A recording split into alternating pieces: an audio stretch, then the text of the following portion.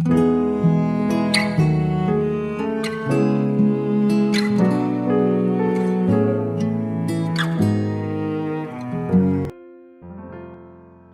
saudara yang dikasihi Tuhan Yesus. Selamat malam dan salam sejahtera bagi saudara semua. Saya menyapa bagi saudara yang ada di Indonesia dari Sabang sampai Merauke, baik yang di kota maupun yang di desa, dan saudara yang di Malaysia dan dimanapun saudara berada. Senang sekali kembali menjumpai saudara pada saat ini. Kiranya damai sejahtera dan sukacita daripada Roh Kudus nantiasa melimpah dalam hati dan kehidupan saudara semua. Puji Tuhan. Selamat datang kembali di Pokok Anggur bersama saya Yosia Krispianto. Mari saudaraku, sebelum kita bersama-sama merenungkan firman Tuhan, mari kita bersatu dalam doa.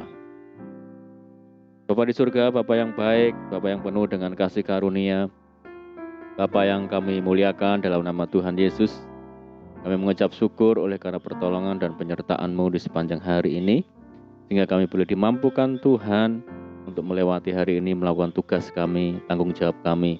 Itu semua karena berkat pertolongan Tuhan. Dan pada saat ini kami kembali rindu untuk merenungkan firman-Mu. Berbicaralah kepada kami ya Tuhan, urapi kami dan jamah hati kami, sehingga kami boleh memahami maksud firman Tuhan. Terima kasih ya Tuhan, kami siap merenungkan firman-Mu. Hanya di dalam nama Tuhan Yesus kami berdoa. Amin. Baik saudara, kita akan membaca dalam Mazmur 23 ayat yang keempat. Sekalipun aku berjalan dalam lembah kekelaman, aku tidak takut bahaya.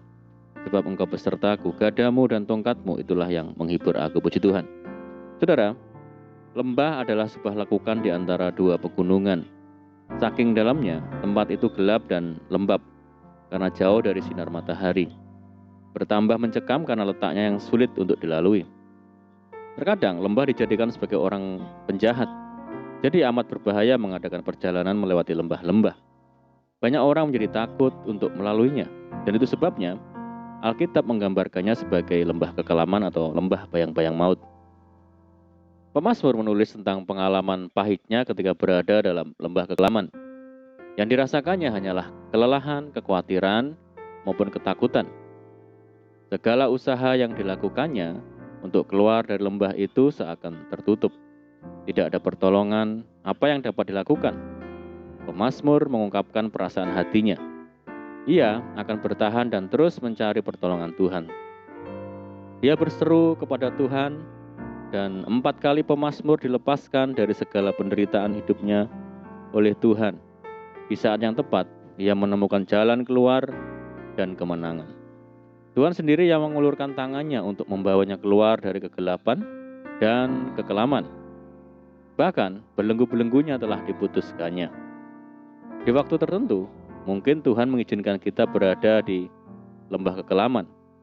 Jika saat yang menyesakkan itu tiba, ingatlah saudara bahwa bukan berarti Tuhan tidak adil kepada kita. Justru lewat lembah kelam itulah kita diajar untuk ingat kepadanya. Seperti pemazmur, mari belajar untuk tidak berhenti berharap kepada Tuhan. Justru di lembah kekelamlah Tuhan memberi kita kesempatan untuk mengalami betapa hebat kuasa-Nya yang menyertai kita. Menjalani kehidupan ini, kita pasti pernah mengalami dan merasakan masa-masa yang sulit, merasa berada dalam lembah yang kelam.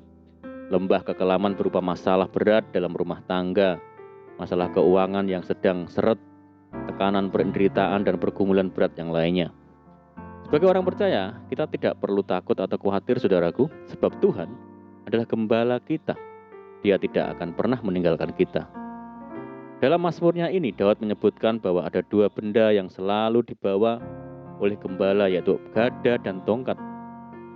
Tongkat berfungsi untuk menepuk-nepuk tubuh domba ketika domba mulai berjalan melenceng arah atau menjauhi kawanannya.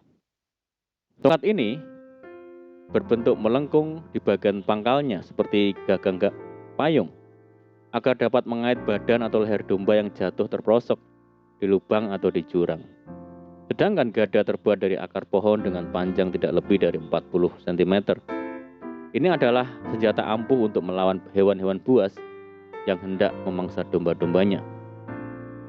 Gada ini adalah gambaran tentang jaminan perlindungan dan pembelaan Tuhan daripada musuh.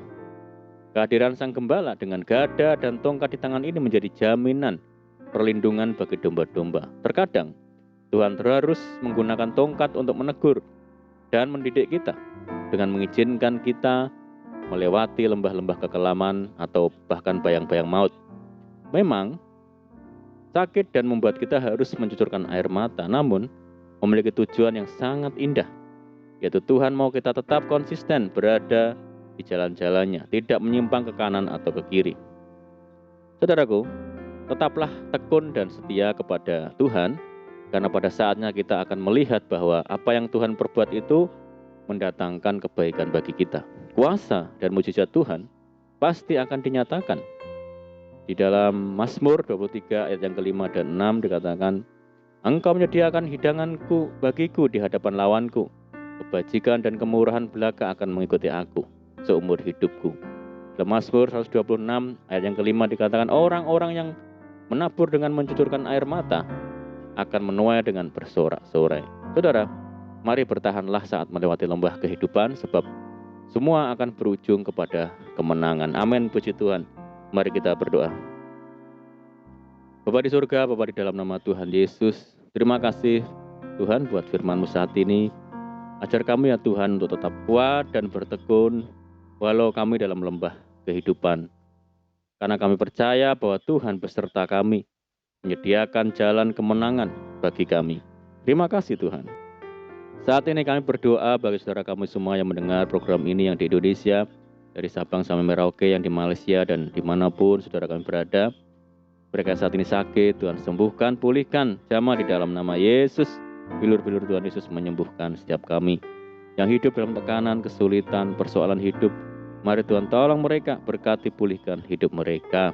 Tuhan berkati mereka dalam kehidupan rumah tangga, dalam pekerjaan, di dalam bisnis dan apapun yang dikerjakan.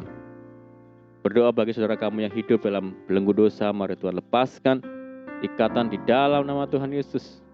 Berdoa bagi bangsa kami Indonesia saat ini menghadapi pandemi dan berbagai macam permasalahan yang ada. Mari Tuhan memberkati pemerintah pusat dan seluruh jajaran, kiranya Tuhan memakai untuk membawa bangsa kami semakin maju. Terima kasih Tuhan, ini doa kami.